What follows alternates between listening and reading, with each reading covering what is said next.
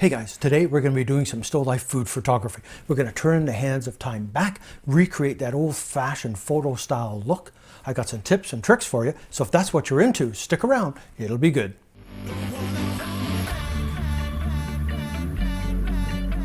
Now, where do we begin with this still life? The same as we do with every other photo that we've taken.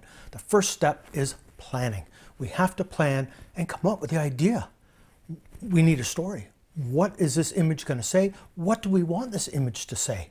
Is it going to be soft and dreamy, light and airy? Grungy, moody, dark?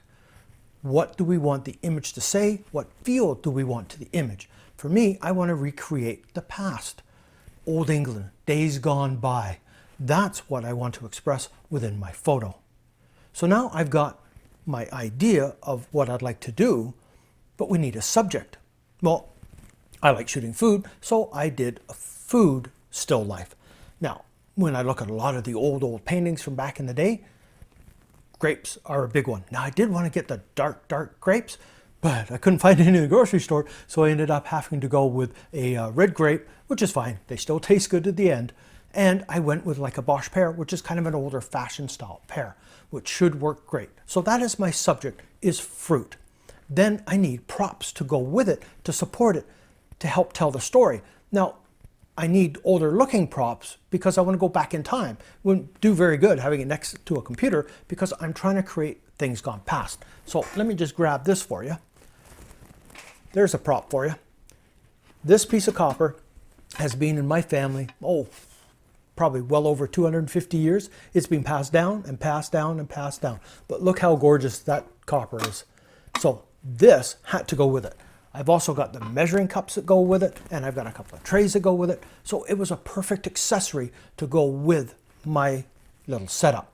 Now, the tray that I have is from Walmart. It looks like a wooden tray, and it's got that nice, grungy, darker, warm-toned wood look to it, but it was like $2 at Walmart.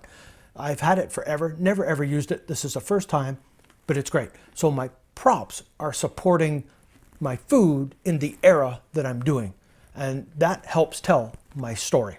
Now that we've got our story, subject, and our basic props worked out, we need to kind of set that up, and we need to think about composition when we're doing it. So I need to arrange the food nicely, and I've got kind of a triangle pattern going on with my little setup of food.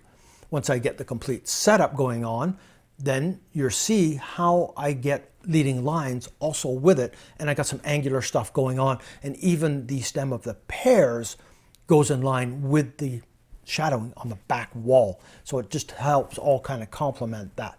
Now the setup, that piece of wall in the back, is actually a part of a fake wall that I did on a fake window setup. Now the window setup, I used a Lastolite Highlight, which is a 6 by 7 foot softbox, and this was part of the fake wall. I'll put a link to a video down below for that so you can check it out. It's really, really neat on how you can create a fake window using a Lastolite Highlight. This time though, I'm doing a smaller version, but this worked great as a background for me. Now the surface that I'm shooting on is a double-sided paper background that I got from a company from overseas, and I absolutely love it. Works great. It is wipeable. I'll put a link to it down below so you can check it out. It's a pretty cool little surface to shoot on and works well for this. Now for my window, it's an old mirror, and I just took the mirror out and I've got the frame, and then I just use cardboard in between. Now, if you're going to do it, don't use the cardboard, because the problem that I'm running into is the cardboard is thin, so it's creating thin lines on the back of the wall, and I want thicker. That's why you see that 2x4 standing there, because it creates a thicker line down that center post, and it works out well. So with the angle of the light and the cardboard and everything, it has worked out well for me, but just be aware of that if you're going to create one of those yourself. Now I had to use black foam core around the frame, so it blocks light, so I'm only getting light coming through and the light's not polluting the scene, because I'm actually only using this little hard light source to light the entire shoot. So I'm not using studio strobes.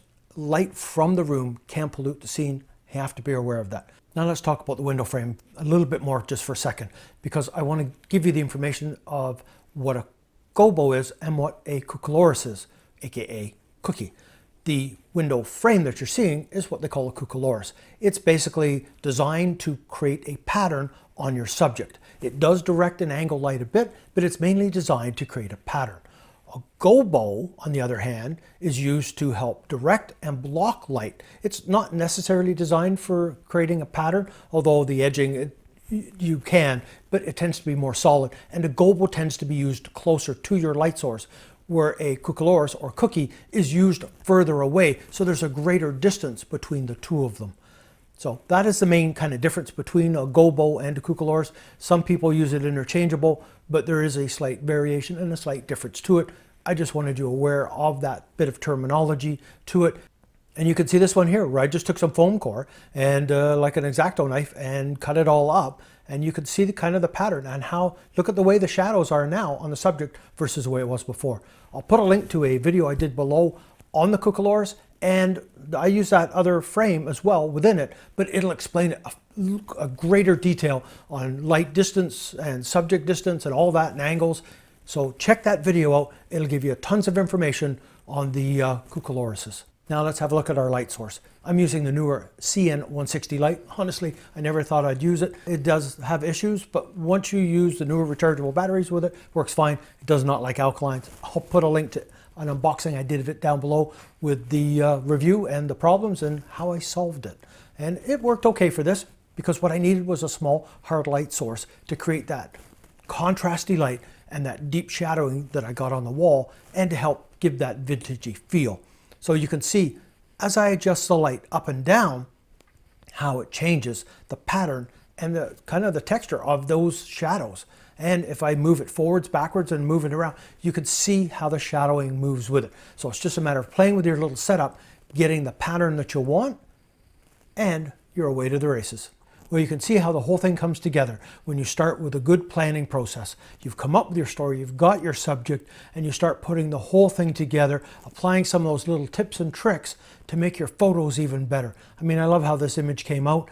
The window worked so well on that, and who knew it was done and it wasn't real window light. It was like a bright sunny day with that light coming through. I mean, it just works so well. My suggestion to you guys, practice.